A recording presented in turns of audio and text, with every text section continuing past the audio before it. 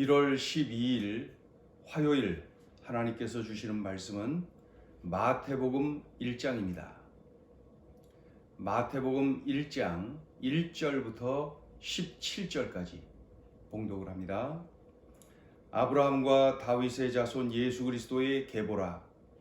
아브라함이 이삭을 낳고 이삭은 야곱을 낳고 야곱은 유다와 그의 형제들을 낳고 유다는 다말에게서 베레스와 세라를 낳고 베레스는 헤스론을 낳고 헤스론은 람을 낳고 람은 아비나답을 낳고 아비나답은 나손을 낳고 나손은 살몬을 낳고 살몬은 라합에게서 보아스를 낳고 보아스는 룻에게서 오벳을 낳고 오벳은 이새를 낳고 이새는 다윗 왕을 낳으니라. 다윗은 우리아의 아내에게서 솔로몬을 낳고 솔로몬은 르호보암을 낳고 르호보암은 아비야를 낳고 아비야는 아사를 낳고 아사는 여호사밧을 낳고 여호사밧은 요람을 낳고 요람은 우시야를 낳고 우시야는 요담을 낳고 요담은 아하스를 낳고 아하스는 히스기야를 낳고 히스기야는 므낫세를 낳고 므낫세는 아몬을 낳고 아몬은 요시야를 낳고 바벨론으로 사로잡혀 갈 때에 요시야는 여고냐와 그의 형제들을 낳으니라.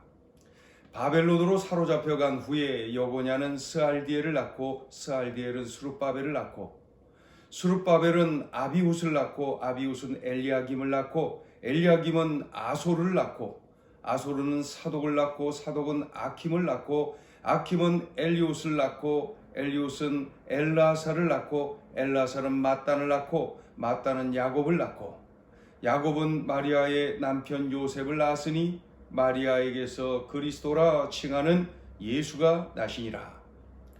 그런즉 모든 대수가 아브라함부터 다윗까지 14대요 다윗부터 바벨론으로 사로잡혀 갈 때까지 14대요 바벨론으로 사로잡혀 간 후부터 그리스도까지 14대더라. 아멘.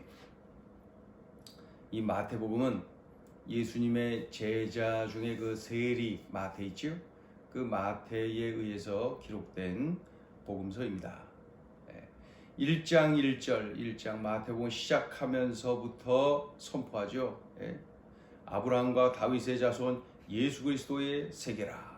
예수님의 계보, 예수님의 족보가 초반부터 기록이 되어 있지요.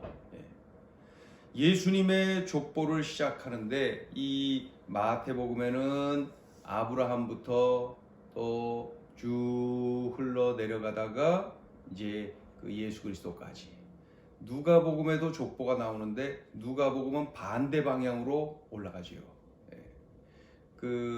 그곳은 이제 누가복음은 헬라식 족보가 이제 헬라식이고 이 마태복음에는 이 그 유대식으로 이렇게 기록이 되어 있는 것을 알 수가 있지요. 자, 그래서 이 1장 1절 시작하면서 아브라함과 다윗의 자손 예수 그리스도의 계보라 이렇게 시작을 합니다.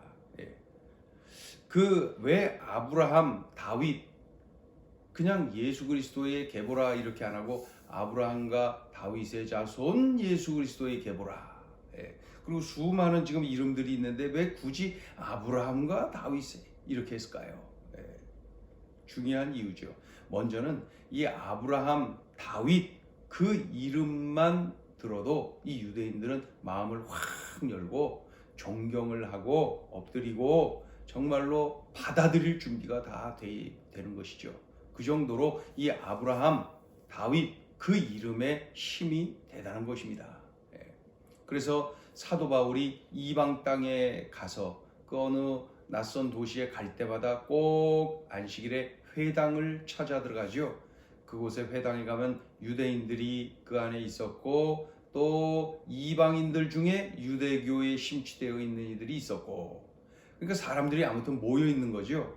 그곳에 회당에 들어가서 이 사도 바울이 복음을 전하는데 어떻게 합니까? 꼭 아브라함, 다윗 그 이름들을 거명합니다.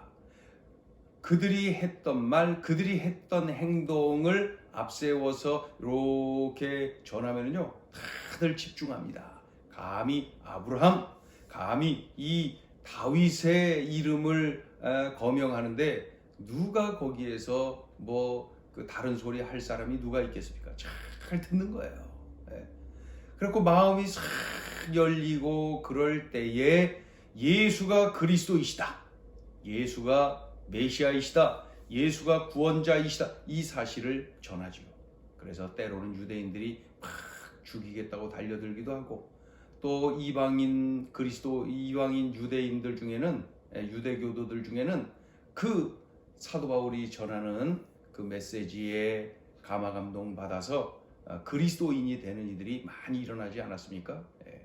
그때마다 썼던 방법, 아브라함, 다윗 그 이름을 앞세우는 거예요.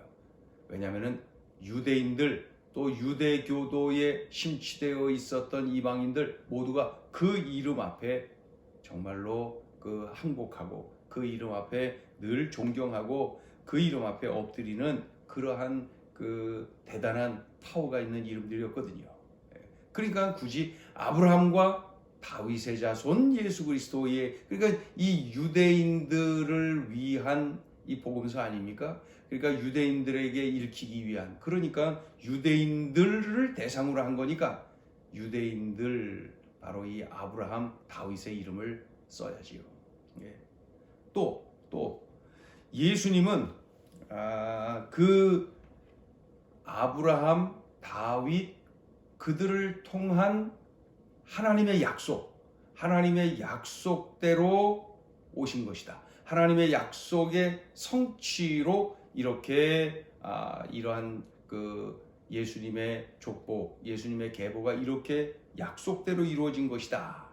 그것을 또 강조하는 거죠. 예를 들어서 아브라함의 후손을 통하여 천하 만민이 복을 받게 될 것이다. 이 창세기 12장, 22장 그 반복해서 나오죠. 아브라함의 후손을 통하여서 천하 만민이 복을 받게 될 것이다.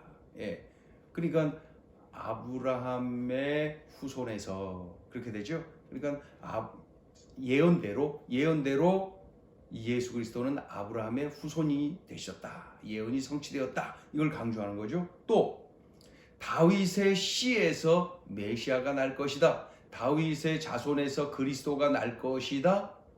요 예언대로 예수 그리스도가 나셨다는 것을, 예언이 성취되었다는 것, 예언대로 되었다는 것을 강조하고 있는 것이죠. 그래서 1장 1절 시작하면서부터 아브라함과 다윗의 자손 예수 그리스도의 계보라 힘차게 선포하고 시작하는 거예요. 아브라함의 후손이셔, 다윗의 후손이셔, 그 이름들의 후손이셔. 그러면서 뭐라 그래요? 예언대로, 약속대로 오신 거야. 아브라함 또 다윗을 통하여서 예언되어진 그 약속대로 오신 거야.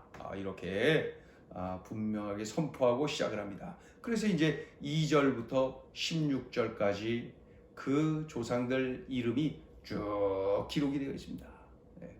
그러다가 이제 마지막 17절에 가서 그 정리를 해주는 거예요.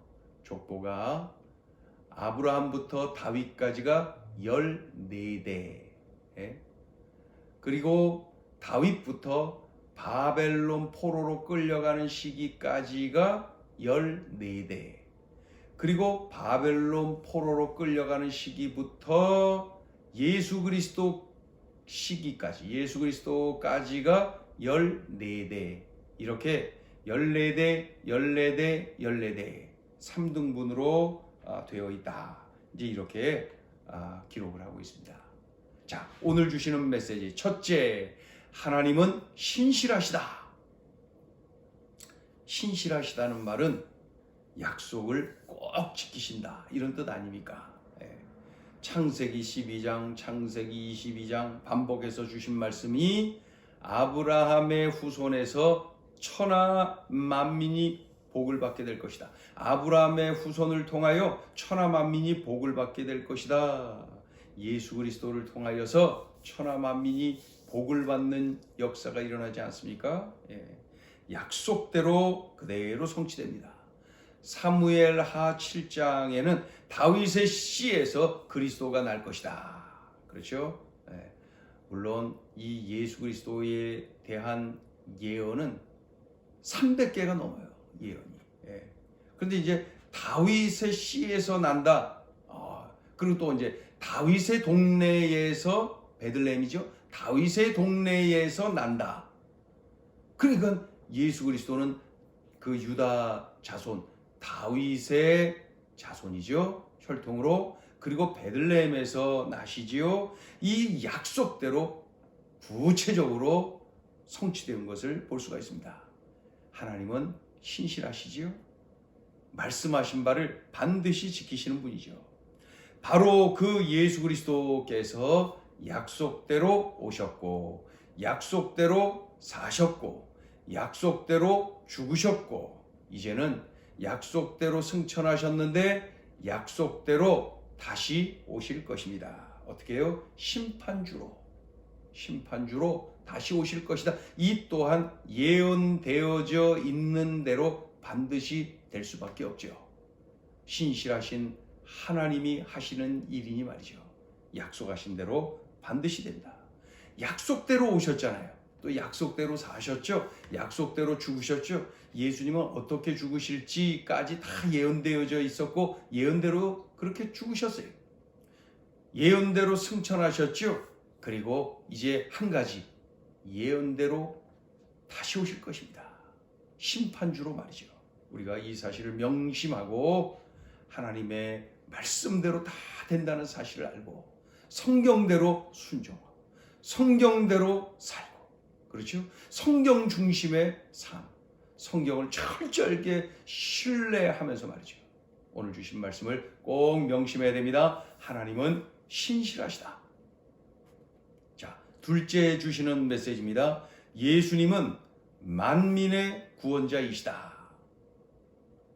이 예수님의 족보를 이렇게 들여다보면 이제 말이죠. 14대 막 이렇게 했는데 눈에 띄는 게 여인들입니다. 여인들 보면은 3절에 다말, 또 5절에 라합, 그리고 룻 두 사람이 기록되어 있고, 그리고 6절에 보면은 우리아의 아내, 우리가 알고 있는 이제 밧세바를 얘기하는 거죠. 우리아의 아내. 그리고 16절에 보면 마리아, 그렇죠? 그렇게 기록이 되어 있습니다. 5명의 여인이 기록되어 있지요. 그런데 어떻게 이 유대인들이 이렇게 볼 수 있도록 하는 이 족보에 여인들이 기록되어 있었을까요? 당시에 여인들은 무시됐던 시대 아닙니까? 그런데 예수님 족보에 여인들이 들어갔어요. 참 그것만 해도 놀라요. 그런데 더 놀라운 것은 이 여인들이 모두가 존경하고 참 훌륭하고 그래서 기록된 게 아니더라는 것이죠. 이 여인들 보니까 말이죠. 유대인들 보니까 그 3절에 다말, 5절에 라합, 이 두 사람은 가나안 여인, 가나안 사람. 또 룻, 우리가 알고 있는 모압 사람 아닙니까? 또 우리아의 아내 밧세바 있죠? 그의 처음 남편이 우리아잖아요. 나중에 이제 그 다윗의 부인이 되어서 솔로몬의 어머니가 되었지만은 그 이 우리아의 아내라 그러잖아요. 우리아의 아내. 그러니까 우리아 장군, 우리아라고 하는 사람의 아내예요.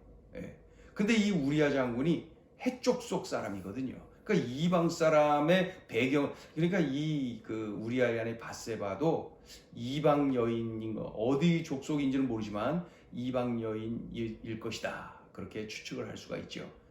마리아 외에는 온통 이방 여인들이에요. 이방 여인들이 지금 예수님의 족보에 지금 잔뜩 기록되어 있잖아요. 놀랍죠? 예수님은 만민의 구원자. 유대인을 위한 구원자일 뿐만 아니라 만민의 구원자예요. 이방인들까지도 만민의 구원자이시구나. 또 한 가지 이 여인들을 보면 말이죠. 윤리적으로 또 이게 뭐 도덕적으로 이렇게 굉장히 눈에 이렇게 거스르는 그러한 사람들이 있어요.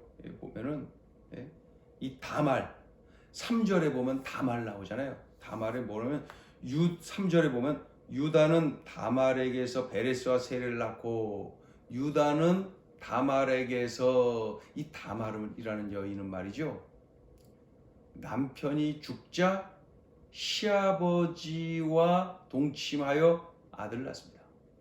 지금 그 얘기, 유다는 시아버지 유다는 며느리 다말에게서 베레스와 세라를 이렇게 된 거예요.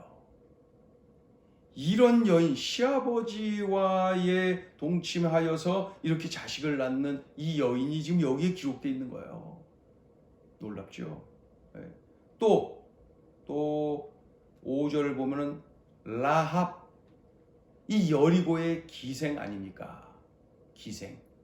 그러니까 이 여인은 그 당시에도 그렇고 뭐 그 이후로도 그냥 사회적으로 천대를 받던 그러한 사람 아니겠습니까? 그러한 사람이 이러한 예수님의 족보에, 이 신령한 족보에 이렇게 기록이 되어 있는 것을 볼 수가 있죠. 무엇을 느낍니까? 예수님께서는 만민의 구원자이시구나. 이런 사람들까지도 참으로 구원의 대상이구나 하는 것을 알 수가 있지요. 예수님은 만민의 구원자이시구나. 예수님은 만민의 구원자이시구나. 그래서 내가 소망이 있는 거예요. 윤리적으로 도덕적으로 따져서 정결한 순서로 구원을 받는다면은 내가 어떻게 될까요?